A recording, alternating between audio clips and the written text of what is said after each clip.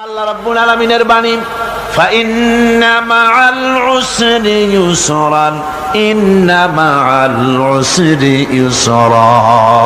আল্লাহ পাক বলেন, জেনে রাখো, দুঃখ এবং কষ্টের সাথে রয়েছে সুযোগ আর সুবিধা, আর অসচ্ছলতার সাথে রয়েছে উদার সচ্ছলতা। জোরে কোন সুবহানাল্লাহ। কাজে ভয় পাওয়ার কারণ নাই, হতাশ হওয়ার কারণ নাই। মন আশায় বুক বেঁধে রাখো। গুনাহ করেছ, হতাশ হয়ো না। যুবকদের গুনাহ করা স্বাভাবিক। ইউনিভার্সিটির ছাত্র, কলেজের ছাত্র, প্রফেসর, শিক্ষক, অফিসার ঘুষ খেয়েছেন, জিনা করা হয়েছে, মদ খাওয়া হয়েছে, মিথ্যা কথা বলা হয়েছে, যাই কিছু করেন না কেন ভয় পাওয়ার কারণ নাই, নিরাশ হওয়ার কোনো দরকার নাই। আল্লাহ পাক ডেকে বলেছেন, কুল ইয়া ইবাদিয়াল্লাযীনা আসরাফু আলা আনফুসিহিম লা তাকনাতু মির রাহমাতিল্লাহ। আরে আমার আল্লাহর মতো এত ভালো আর কেউ আছে? এত দরদ আর কারো আছে? আমার আল্লাহ বলেন, ও নবী, আপনি শুনায় দেন, হে আল্লাহর বান্দারা, তোমরা যারা নিজেদের উপরে বাড়াবাড়ি করেছো, নিজেদের উপরে জুলুম করেছো, অত্যাচার করেছো, আমি আল্লাহর রহমত থেকে নিরাশ হয়ে যেও না। মানুষ যদি অপরাধ করে, বাপের সাথে অপরাধ করেছে, মায়ের সাথে অপরাধ করেছে, মা বাবা সন্তানের চাইতে এত বড় কল্যাণকামী তো আর কেউ নাই, কিন্তু মা বাবা কোনোদিন বলে না, আয় আমার ছেলে তোরে মাফ করে দেই, এরকম বলে নাকি? মন চায় ছেলে যদি মাফ চাইতো, খুশি হয়ে মাফ করে দিতাম, কিন্তু কেন যে আসে না, ডাকে না যে আয় মাফ করে দেই। মা বাপ আপনাকে এত ভালোবাসে, সেই মা বাপও আপনাকে বলে না যে আয় মাফ করে দেই। আমার আল্লাহ হচ্ছেন এমন আল্লাহ, আল্লাহ রাব্বুল আলামিন ডাকেন, এ বান্দা, খুন করেছিস ফিরে আয়, জিনা করেছিস ফিরে আয়, হত্যা করেছিস ফিরে আয়, চুরি করেছিস ফিরে আয়, কুফরি করেছিস ফিরে আয়, সুদ খেয়েছিস, ঘুষ খেয়েছিস, মদ খেয়েছিস ফিরে আয়, এসে আমার দরবারে চোখের পানি ফেল, আমার দরবারে কাঁদাকাটি কর। ইন্নাল্লাহা ইয়াগফিরুয যুনুবা জামিআ ইন্নাহু হুয়াল গফুরুর রহিম। আমার দরবারে চোখের পানি ফেলে কান, আমি রব্বুল আলামিন জিন্দেগীর গুনাহ মাফ করে দেব। সুবহানাল্লাহ কোন, সুবহানাল্লাহ কোন। আমার কাছে কান, চোখের পানি ফেল। আল্লাহ রাব্বুল আলামিনের কাছে বান্দার দুইটা ফোঁটা বেশি প্রিয়। একটা হলো জিহাদের ময়দানে যে রক্ত ফোঁটা দেওয়া হয়, এটা আল্লাহর কাছে প্রিয়। আর আল্লাহর ভয়তে গুনার জন্য লজ্জা করে, অনুশোচনা করে বান্দা যখন চোখের পানি ছেড়ে দেয়, আল্লাহর কাছে এটা অত্যন্ত প্রিয়। নবীজি বলেছেন, বান্দা যখন গুনার ভয়তে, আল্লাহর ভয়তে, জাহান্নামের ভয়তে অনুশোচনা করে যখন চোখ দিয়া পানি ছেড়ে দেয়, ওই চোখের পানি নাকের অর্ধেক আসতে না আসতে আল্লাহ রাব্বুল আলামিন বান্দারে মাফ করে দেন। আল্লাহ বরদাস্ত করতে পারেন না যে বান্দা কান্দু। আমার ভাইরা, আল্লাহ রহমত, এই পৃথিবীতে আল্লাহ রহমতকে 100 ভাগ করা হয়েছে। আল্লাহ রহমতের কত ভাগ? এই 100 ভাগের 1 ভাগ সারা পৃথিবীতে ছড়াই দেওয়া হয়েছে। আর 99 ভাগ কার কাছে? আল্লাহর কাছে। একটা ভাগ দুনিয়া ছড়ানো হয়েছে আদম আলাইহিস সালাম থেকে নিয়ে এই পর্যন্ত, এখান থেকে নিয়ে কিয়ামত পর্যন্ত পৃথিবীতে যত মানুষ আসবে, যত প্রাণী আসবে, তাদের মধ্যে প্রাণী জগতেও গাভী তার বাছুরকে ভালোবাসে, ঠিক কিনা? হাতি তার বাচ্চাকে ভালোবাসে, ঠিক কিনা? মুরগি তার বাচ্চাকে ভালোবাসে কিনা? প্রত্যেক মাই তার সন্তানকে ভালোবাসে মানুষের মতো। এই ভালোবাসা, স্নেহ, এই মমতা, এই করুণা, এই মহব্বত একটা ভাগ দুনিয়ায় দেওয়ার পর আপনি আর আমি যতটুকুন ভাগে পেয়েছি সেই মহব্বতে, স্ত্রীর মহব্বতে অস্থির, মায়ের মহব্বতে অস্থির, সন্তানের মহব্বতে অস্থির। এখন চিন্তা করেন, একটা ভাগ সারা পৃথিবীতে বিতরণ করার পর যেটুক পেয়েছি তাতে যদি এত মহব্বত হয়, তাহলে এর 99 ভাগ মহব্বত যে আল্লাহর কাছে জমা আছে, এই বান্দার জন্য তার কত মহব্বত, এই বান্দার জন্য কত করুণা তার, কত মহব্বত তার, কত দয়া তার। এজন্য আল্লাহ রাব্বুল আলামিন বলেছেন, নাব্বি ইবাদি আন্নী আনাল গফুরুর রহিম। ও আমার নবী, সুসংবাদ দিয়ে দাও, বান্দাদেরকে শোনায় দাও যে আমি আল্লাহ তাআলা ক্ষমাশীল আর দয়াবান। হুজুর কাঁদতেছিলেন, হযরত ওমর রাদিয়াল্লাহু তাআলা আনহু এসে দেখেন হুজুর একা কাঁদতেছে। হুজুর জিজ্ঞেস করছেন, হযরত ওমর জিজ্ঞেস করলেন, হুজুর আপনি কাঁদেন কেন একা একা?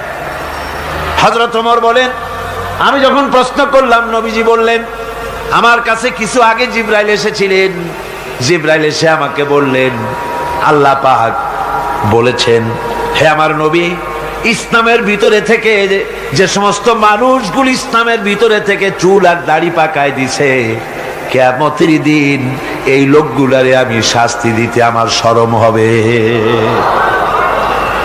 হযরত ওমর বলেন, হুজুর উম্মতের জন্য কত বড় খোঁজ খবর এটা, আর আপনি কাঁদতেছেন। হুজুর বলেন, ওমর তুমি জানো না আমার কান্নার কারণ ভিন্ন। আমার কান্নার কারণ হলো যে আল্লাহ রাব্বুল আলামিন কিয়ামতের দিন দাড়ি চুল পাকা বান্দারে শাস্তি দিতে শরম করবেন, সেই দাড়ি চুল পাকা বান্দাগুলি আল্লাহর সাথে নাফরমানি করতে শরম করে না। আমি এই লজ্জায় কাঁদতেছি।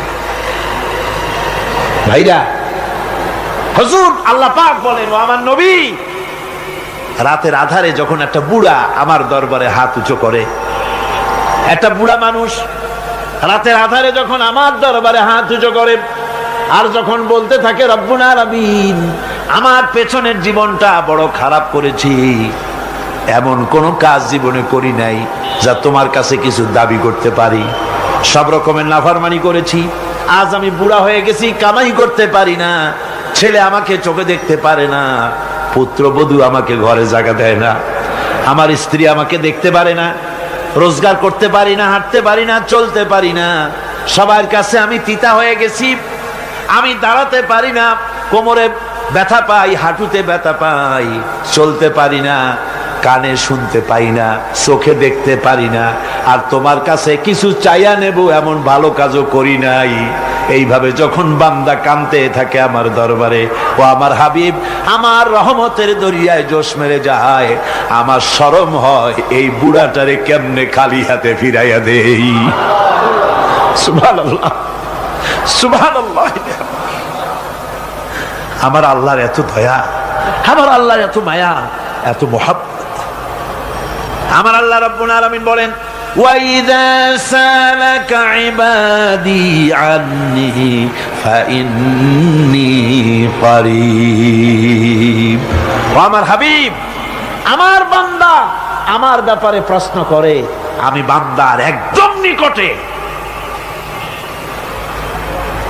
কোরআন শরীফের ভিতরে যত জায়গায় রাসূলকে বলা হয়েছে সুয়ালের কথা, আপনাকে প্রশ্ন করা হয়, আল্লাহ তার জবাব কুল এই কথা বলে জবাব দিয়েছেন। যত জায়গায় সুয়াল এসেছে, যেমন কোরআনে কারীমের মধ্যে আল্লাহ পাক বলেন, ওয়ায়াসআলুনাকা আনিল মাহিদ, মেয়েদের হায়েজ সম্পর্কে জিজ্ঞাসা করা হয়, কুল হিয়া আযা, হে নবী আপনি বলুন।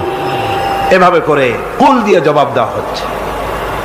আবার প্রশ্ন করা হচ্ছে, ওয়ায়াসআলুনাকা আনিল আনফাল, এই গনিমতের মাল সম্পর্কে হুজুর আপনাকে, হে নবী আপনাকে প্রশ্ন করা হয়। আল্লাহ কুল দিয়া জবাব দিলেন, আল্লাহ বলেন আপনি বলেন। ওয়ায়াসআলুনাকা আনিল খামরি ওয়াল মাইসির, আল্লাহ পাক বলেন নবী আপনারে প্রশ্ন করা হয়, কুল ফিহিমা ইসমুন কাবীর, আল্লাহ কুল দিয়া বললেন তুমি বলো।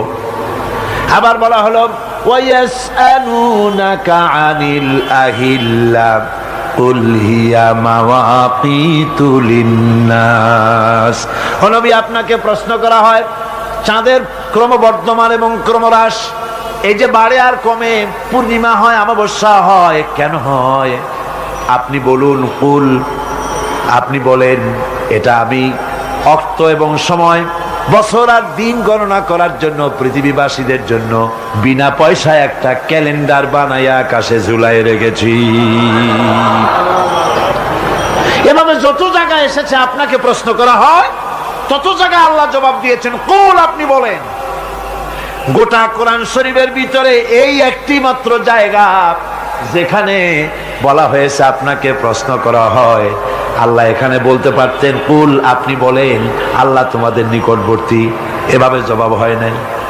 এটা কায়দাটা হলো এই, আল্লাহ বলতেছেন ওয়াইজা সালাকা ইবাদি, ও আমার নবী, প্রশ্ন তো আমার বান্দারা আমার ব্যাপারে করেছে, এবার আপনার জবাবের কোনো দরকার নাই। প্রশ্ন আমার ব্যাপারে, আমি নিজে জবাব দিয়ে দেই। ফা ইন্নী কারীব। ও বান্দা, আমার ব্যাপারে প্রশ্ন করেছিস, জবাব আমি দেই, আমি তোর সবচাইতে বেশি নিকটে। সুবহানাল্লাহ। কত নিকটে? ওয়া নাহনু আকরাবু ইলাইহি মিন হাবলিল ওয়ারিদ। তোর যে রগ, এই শাহরগের চাইতেও আমি তোর বেশি কাছে। সুবহানাল্লাহ। আমারে ডাক, আমারে ডাক, কলিজা দিয়া ডাক, অন্তর দিয়ে ডাক। মনের থেকে মানুষ যদি ডাকে, মুখের ডাক আর মনের ডাক এক জিনিস নয়। দিল সে জুবাত নিকলতি হ্যায়, असर रखती है पर नहीं मगर ताकते परवाज रखती है। দিল থেকে যে কথা বেরোয় তা প্রভাব বিস্তার করে, ডানা নাই কিন্তু ওড়ার ক্ষমতা রাখে। মনের কথাই ভিন্ন। মন থেকে, দিল থেকে, কলিজা থেকে, অন্তরের গভীর কন্দর থেকে মুহাব্বতের সাথে কেউ যদি একবার বলে আল্লাহ, বলেন আল্লাহ, আল্লাহ, আল্লাহ, আল্লাহ রাব্বুল আলামিন বলেন, অন্তরের অন্তঃস্থল থেকে একটি বার যদি বান্দা বলেন আল্লাহ, আল্লাহ বলেন 70 বার সাড়া দিয়া জিজ্ঞেস করি, বান্দা কি চাও, আমি তোমার কাছে আসি। সুবহানাল্লাহ। আমি তোর একদম কাছে, কি চাস বল, বল আমার কাছে। এমন দয়াবান, এমন মেহেরবান, এমন আল্লাহ আমাদের। সে আল্লাহ রাব্বুল আলামিন, তিনি বলছেন وقال ربكم ادعوني استجب لكم। তোমাদের রব বলেছেন আমারে ডাকো, আমি আল্লাহ ডাকের সাড়া দিয়া দেব। সুবহানাল্লাহ। কারে ডাকতে হবে? কারে ডাকতে হবে? এই বিশাল জনসমুদ্র একযোগে চিল্লা এখন কারে ডাকতে হবে? কোন পীর সাহেবকে নয়, আল্লাহর কসম কোন খাজা বাবাকে নয়, ডাকতে হবে কারে? চিল্লা এখন কারে? ওয়াকালা রাব্বুকুম উদউনি, তোমার রব তোমাকে বলতেছে আমারে ডাকো, আস্তাজিব লাকুম, আমারে ডাকবে আমি সাড়া দিয়ে দেব। সুবহানাল্লাহ। আল্লাহকে ডাকেন, কি চাই আপনার বলেন, কি চাই? আল্লাহর কাছে চান, আল্লাহ দিয়ে দিবে। দেওয়ার জায়গা আল্লাহর কাছে চাইবেন, আল্লাহ দিবেন। দেওয়ার জায়গা, চাওয়ার জায়গা হলো সেজদায় পড়ে যাবেন। আমার ভাইয়েরা, জায়গাটা চিনায় দিলাম। মাজারে যাওয়া লাগবে না, কবরে যাওয়া লাগবে না। 2 রাকাত নামাজ পড়ে সেজদায় পড়ে গিয়া যত বিপদ আছে, মুসিবত আছে, সেজদার মধ্যে চোখের পানি ছেড়ে দেন আর কেন্দে কেন্দে জীবনের কথা বলেন। আল্লাহ রাব্বুল আলামিন আপনার আওয়াজ শুনবেন আর দোয়া কবুল করে নিবেন। কামতে হবে আল্লাহর কাছে। কার কাছে? আল্লাহর কাছে। সুম্মা ইস্তাগফিরুল্লাহ, আর এরপরে সে যদি আমি আল্লাহর কাছে ক্ষমা চাই, ইয়াজিদিল্লাহ গফুরার রহিমা, সে আমি আল্লাহকে গফুর এবং রহিম হিসাবে পাবে। সুবহানাল্লাহ। আল্লাহকে গফুর এবং রহিম হিসাবে পাওয়া যাবে। সব আল্লাহকে বলতে হবে, গুনাহ মাফ চাইতে হবে। এই জন্য হুজুর সাল্লাল্লাহু আলাইহি ওয়াসাল্লাম দৈনিক 100 বার তওবা পড়তেন। কোন হাদিসে আছে 70 বার, কোন হাদিসে আছে 100 বার তওবা পড়তেন। নামাজের পরে তো প্রত্যেক নামাজই পড়তেন হুজুর, সালাম ফিরাতেন আর সাথে সাথে বলতেন আল্লাহু আকবার, আস্তাগফিরুল্লাহ, আস্তাগফিরুল্লাহ, আস্তাগফিরুল্লাহ। মনে থাকবে আপনাদের? মনে থাকবে? সালাম ফিরাইয়া কি বলবেন? না, সালাম ফিরাবার সাথে সাথে বলবেন আল্লাহু আকবার, তারপরে পড়বেন আস্তাগফিরুল্লাহ, আস্তাগফিরুল্লাহ, আস্তাগফিরুল্লাহ। তওবা পড়বেন, আল্লাহর কাছে সবসময় গুনাহ মাফ চাইতে থাকবেন, বিনীত থাকবেন।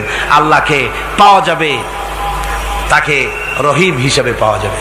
সুতরাং ঈমান বিল্লাহ, আল্লাহর প্রতি ঈমান আনলে পরে চতুর্থ নম্বরের যে উপকারটা হবে সেটা হলো হতাশায় ভুগবে না, নিরাশায় ভুগবে না, আশায় বুক বেঁধে উঠবে, ঈমান মজবুত হবে, আল্লাহর কাছে মানুষ বিনয়ী হয়ে যাবে। এবার পঞ্চম নম্বরের উপকার আমি বলছিলাম, ঈমান বিল্লাহ, আল্লাহর প্রতি ঈমান আনলে পরে অসংখ্য উপকার হয়, অসংখ্য বৈশিষ্ট্য আছে। এর 6টা উপকারের কথা আমি বলবো। কয়টা? অসংখ্য উপকারের ভিতরে প্রধান 6টি উপকারের কথা বলবো। এর বললাম কয়টা? 4টে বলছি। এবার বলো পঞ্চম উপকারের কথা। আল্লাহর প্রতি আপনি পূর্ব পশ্চিমে কতবার মুখ ঘোরালেন, এটাই কিন্তু আপনার আসল সৎ কাজ নয়। আসল সৎ কাজ হলো আল্লাহর প্রতি ঈমান আনা। এই ঈমানের ব্যাপারে 3টা দিন আমরা পার করে দিলাম, এখনো কথা শেষ হয় নাই। আল্লাহর প্রতি ঈমান আনলে পরে যে উপকারটা হবে পঞ্চম নম্বরে, সেটা হলো কঠোর এবং কঠিন বিপদের ভিতরে বান্দার ভিতরে অবিচলতা এবং ধৈর্যের সৃষ্টি হয়ে যাবে। আলহামদুলিল্লাহ। কঠিন বিপদ মুসিবত আসলে পরে সে অবিচল থাকবে। সারা দুনিয়ার বিপদ আপদ, শত্রুতা, দুঃখ, কষ্ট, মুসিবত, জুলুম, নির্যাতন সবকিছু পাহাড়ের মতো উঁচু হয়ে তাকে ঘিরে ফেলবে, কিন্তু তাকে এক চুলও নাড়াতে পারবে না। আলহামদুলিল্লাহ। সারা পৃথিবী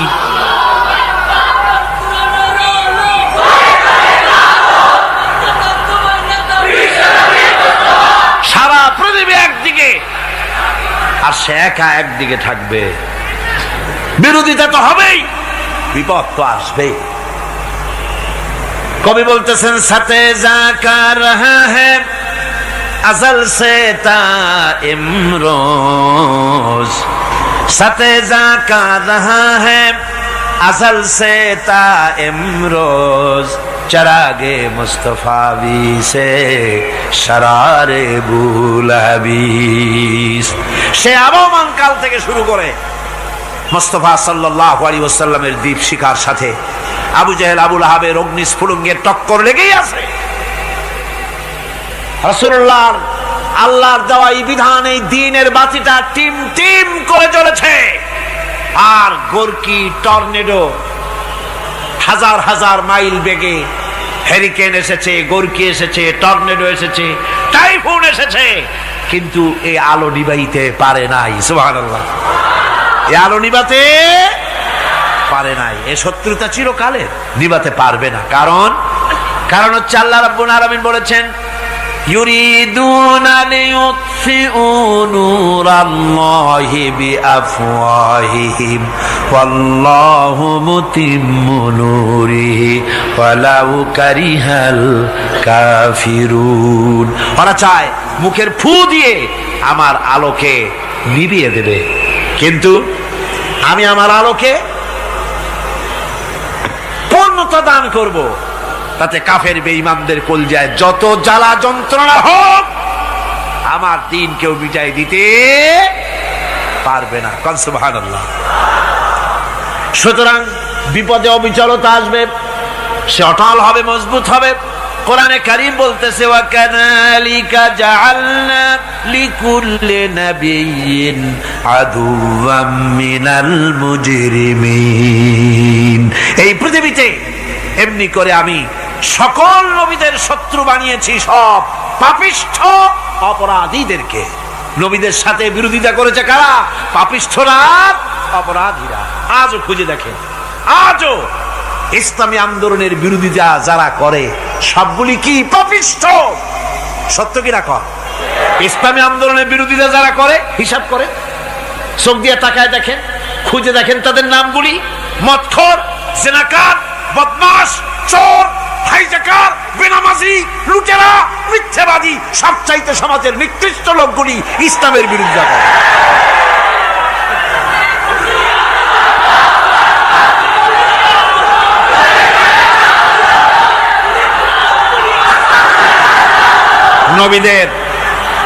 নবীদের শত্রু আল্লাহ বলেন সব যুগে নবীদের সাথে শত্রুতা করেছে পাপিষ্ঠরা।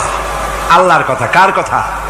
সকল যুগে নবীদের সাথে শত্রুতা করেছে পাপিষ্ঠরা, নিকৃষ্ট ধরনের অপরাধীরা। সুতরাং নবী রাসূলদের অবস্থা যখন এই, তখন দ্বীনের দাওয়াত যারাই দেবে তাদের কিসমত এরকম হবেই। এই বাধার মোকাবেলা তাদেরও করতে হবে। এই যে বাধাটা আসে, এই যে মারে, অপরাধ কি? এই যে তারা চোর বা ডাকাত যাদের মারা হয়।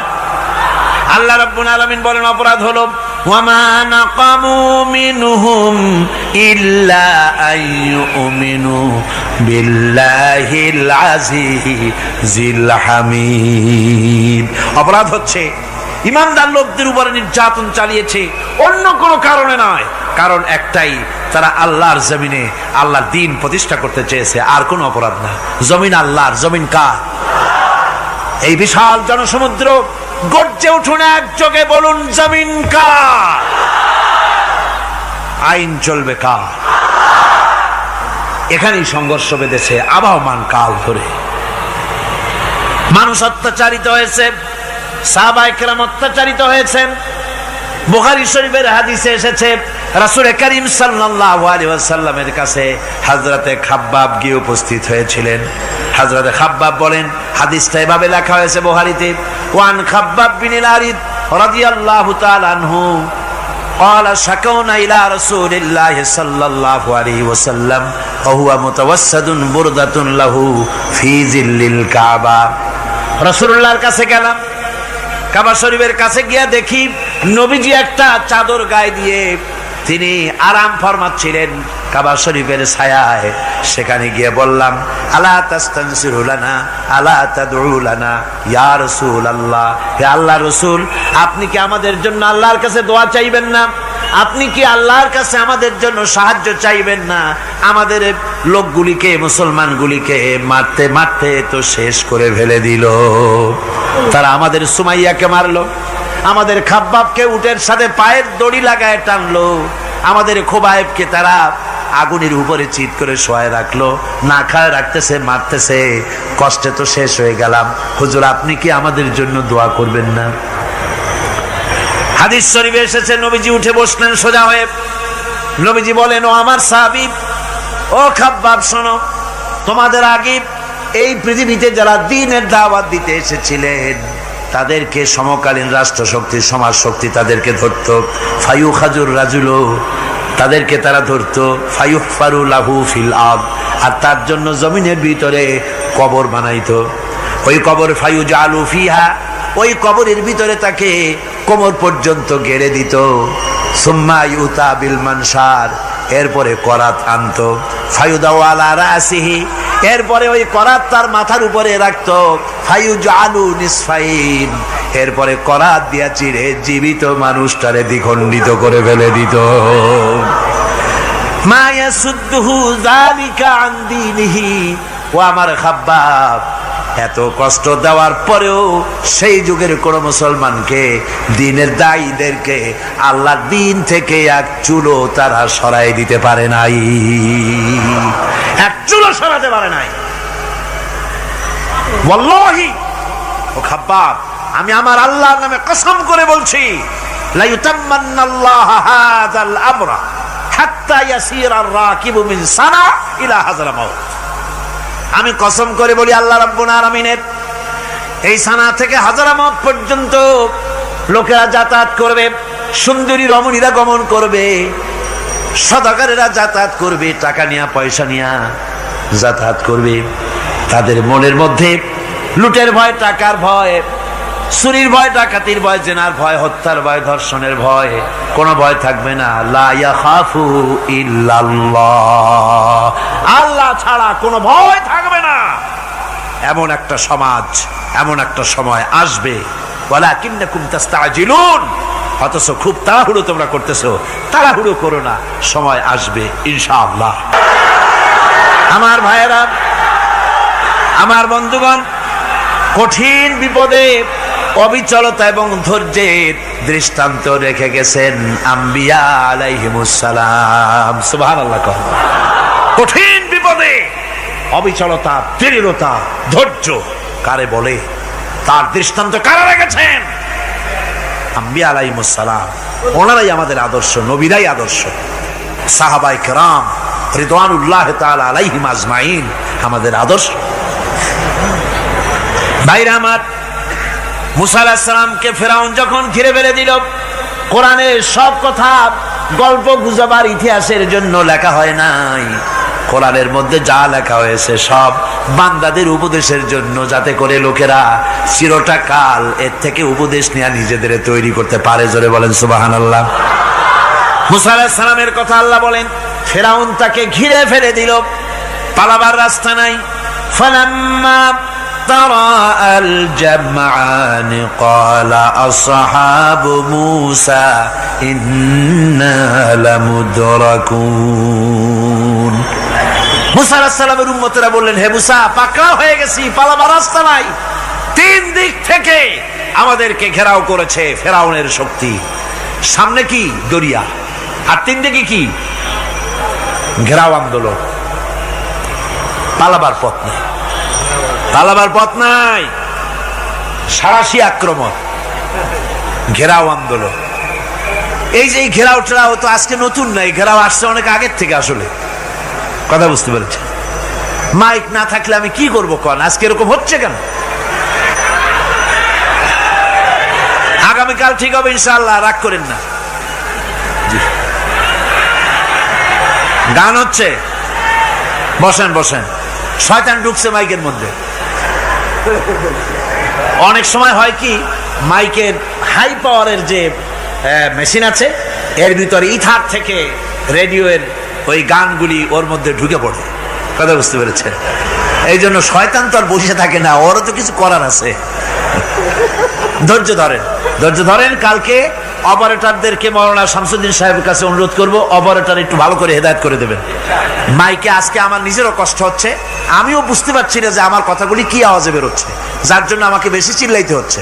বক্তাকে কি লাউডে তার কথা বেরোচ্ছে তা তার কানে আসতে হয়, তাহলে বোঝা যায় যে আমার কথাগুলি কিভাবে বেরোচ্ছে।